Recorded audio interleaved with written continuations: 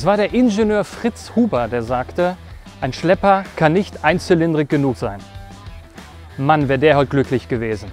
Hier in Einbeck beim 3. Treckertag, hier im Depot LKW und Bus vom PS-Speicher mit dem Schwerpunktthema 100 Jahre Lanz Bulldog. Und damit begrüße ich euch zu einer neuen Folge PS-Speicher TV.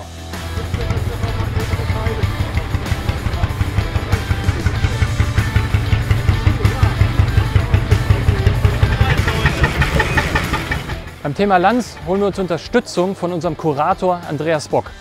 Hallo Andreas, du willst diesen Lanz jetzt starten. Was ist das für einer genau und wie sieht der übliche Vorgang normalerweise aus? Das ist ein Lanz HL 12 PS, so wie er 1921 vorgestellt wurde.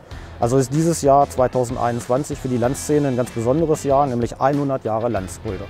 Und genau diesen werden wir jetzt versuchen zu starten. Dazu müssen wir den Motor erstmal vorglühen und zum Vorglühen des Motors nehmen wir diese Heizlampe.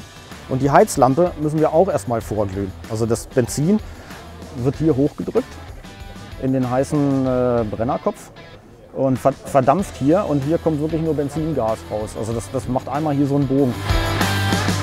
Wir pumpen Druck auf mit dieser Lampe, mit dieser gleich hoffentlich blauen Flamme wärmen wir die Glühnase vor.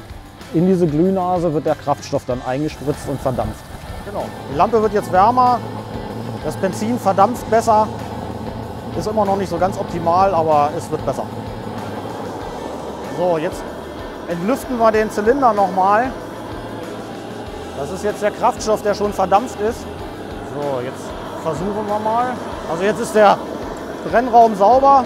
Jetzt an der Einspritzpumpe ein bisschen Diesel einspritzen. Also der Motor wird jetzt angependelt. Im günstigsten Fall.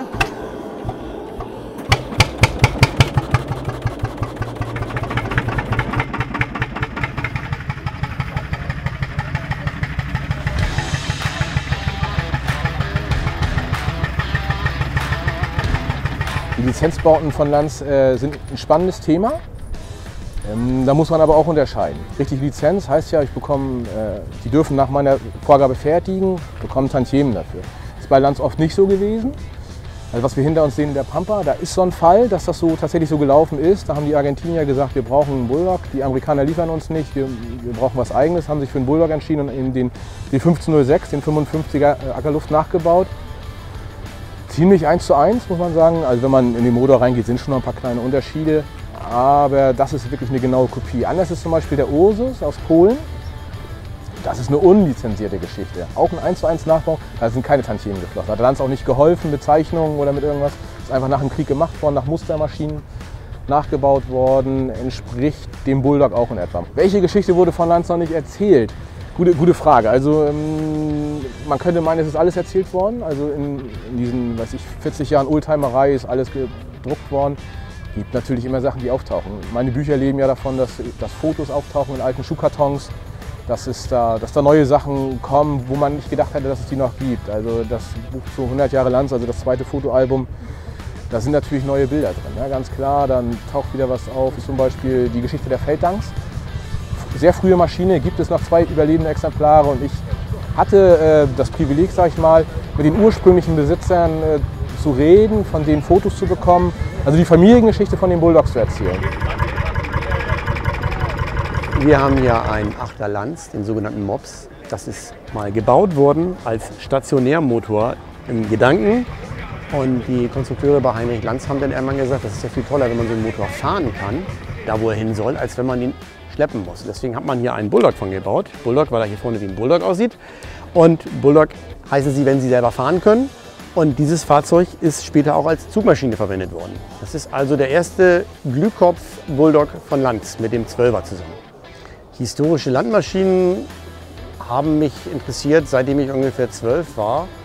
Da hat jemand vor meinen Augen einen Lanz Bulldog gestartet.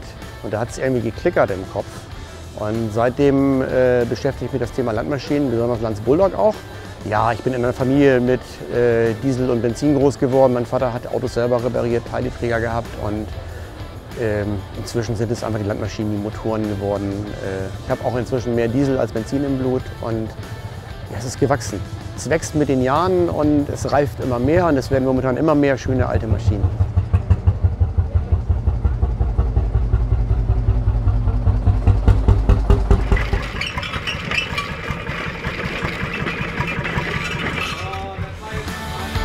Das war er, unser 3. Treckertag. Wer noch mehr über Lanz erfahren möchte oder das Jubiläum, der schalte einfach die Folge Nummer 7 von PS-Speicher TV an. Da reden wir über die Überführung eines Eilbulldog. Oder kommt einfach im Depot vorbei. In der Landwirtschaft gibt es immer was zu sehen und immer zu hören. Und wir sehen uns nächste Woche wieder bei der nächsten Folge PS-Speicher TV. Und ich genieße jetzt noch den Ausblick von hier oben.